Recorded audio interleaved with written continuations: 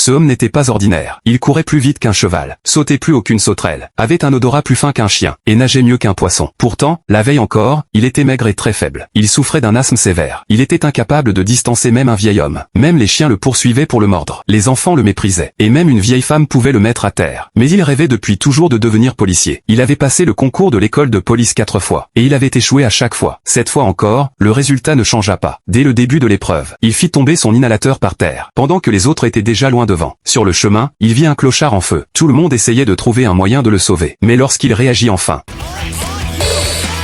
la situation était déjà devenue encore pire. L'épreuve suivante consistait à esquiver des balles. Les autres avaient correctement mis leur gilet pare-balles. Lui, en revanche, l'avait mis comme un simple sous-vêtement.